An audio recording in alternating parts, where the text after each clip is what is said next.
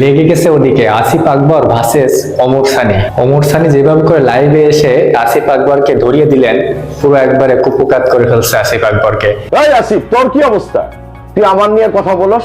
এবং যেভাবে তিনি থ্রেট এবং শাসালেন, সেটাই কি আসিফ আকবরের যোগ্যতা বলে দেয়? সেটাই কি আসিফ আকবরের ভুলগুলো ধরিয়ে দেয়? আসুন বিস্তারিত একটু দেখে নেই। দেখুন, মাছরাঙা টিভিতে আসিফ আকবর এসে ওমর সানিকে উদ্দেশ্য করে বলেছিল উনি নারী শাসিত পুরুষ, এবং ঘরে ওমর সানির কোনো কথাই চলে না, সব কথা মৌসুমীর কথাই উঠে বসে ওমর সানি। এতে করে ক্ষিপ্ত হয়ে ওমর সানি তার হাতও দেখিয়ে দিয়েছে, কিন্তু ওমর সানি বলেছে যে হাতটা দেখছোস। দেখুন, ঢাকায় সিনেমার 90 দশকের অন্যতম জনপ্রিয় নায়ক ওমর সানি বহুদিন যাবত ধরে আসিফ আকবর এবং ওমর সানি এবং মৌসুমীর সাথে কাজের সুবাদে ভালো সুসম্পর্ক বজায় রেখেছিল, এবং দুই পরিবারের ভিতরে যাওয়া আসাও চলতো। কিন্তু হঠাৎ করে কিন্তু তাদের দুইজনের ভিতরে নেমে আসে বিরাট এক খড়গ, এবং যার নৈপথ্যে ছিল আসিফ আকবরের কিছু কথা, এবং সেই কথার প্রেক্ষাপটেই শুরু হয় এই দুইজনের কথার যুদ্ধ। দেখুন, আসিফ আকবর এর আগেও বেশ কিছু মন্তব্য করেছে যেটা আসলে হওয়ার কথা না, এবং ফুটবল নিয়ে তিনি বেশ কিছু বাজে মন্তব্য করেছিলেন, এবং তাতে করে বাংলাদেশের বাফুফে থেকে কিন্তু ক্রিকেট বোর্ডকে কিন্তু নোটিশ পাঠানো হয়েছিল। এটা নিয়ে বেশ অনেক জলঘোলা হয়েছিল, ক্ষমাও চেয়েছিল বিসিবি, কিন্তু সেখান থেকে ব্যাক করে আবারও নতুন এক তর্কে জড়ালো এই আসিফ আকবর এবং ওমর সানি। যে সংসার ঠিক মতো করতে পারছে বেচারি, তাই না? উনি একজন নারী শাসিত পুরুষ।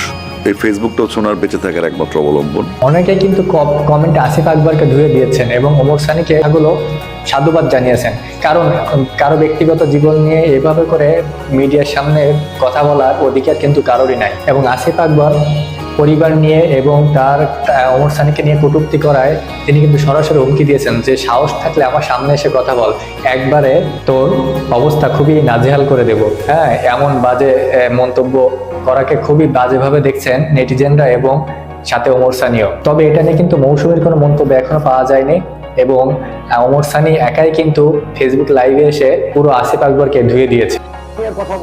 উনি তো নিজেই সংসার ঠিক মতো। এবং লাইভের এক পর্যায়ে ওমর সানি এসে বলেন, কিন্তু আমি কখনো তোমার পরিবার নিয়ে কোনো কথা বলেছি, এবং পরিবার নিয়ে কথা বলার অধিকার কারোরই নেই। আল্লাহ তাআলা তোমাকে ক্ষমতা দিয়েছে, তুমি ক্ষমতার অপব্যবহার করো না। ভাবি খুবই ভালো মানুষ, এবং বাচ্চারা বড় হয়েছে, বিয়ে দিয়েছো, নাতি পুত্রের দাদা হয়েছো, এতে করে তুমি ভালো হয়ে যাও, এবং এরপরে যদি কখনো বেয়াদবি করো তাহলে থাপ দিয়ে অবস্থা খারাপ করব, এমন আচরণ কখনোই মেনে নেওয়া যায় না। তিনি বলেছেন এখনো ভালো হওয়া, এবং বলে যে যদি সাহস থাকে তাহলে আমার সামনে আসে এই কথাগুলো বল। দেখুন, নেটিজনরা এটা কিন্তু সবাই আসিফ আকবরের বিপক্ষে সবাই কথা বলেছে যে কারো পরিবার নিয়ে কথা বলার অধিকার কারোরই নেই, এভাবে করে ওমর সানিকে ছোট করার অধিকার আসিফ আকবরের নেই। আসিফ আকবর বরাবরই গাল কাটা হিসেবে আমরা জানি, কিন্তু আসিফ আকবর যেভাবে করে বেফাস মন্তব্য করে ক্রিকেট বোর্ডের মান সম্মান ডুবাচ্ছে, তাতে করে তার চেয়ার কতদিন থাকে সেটাও একটা বলার বিষয়। এবং আমরা জানি যে ওমর সানি এখন কিন্তু বেশি একটা চলচ্চিত্রে দেখা যায় না, তিনি ঢাকা রোডে তিনি একটা রেস্টুরেন্ট খুলেছেন এবং সেখানে সময় কাটান। আর আসিফ আকবর তো গানের জগৎ থেকে কিছুটা দূরে গিয়ে এখন পরিচালক পদেই সামলাচ্ছেন। তবে ক্রিকেট নিয়ে ভাবনাচ্ছে, মানুষের জীবন নিয়ে তার ভাবনাটা বেশি মনে হচ্ছে। আপনার কাছে কি মনে হয় অবশ্যই জানাবেন, ভালো লাগলে পাশে থাকবেন। ধন্যবাদ।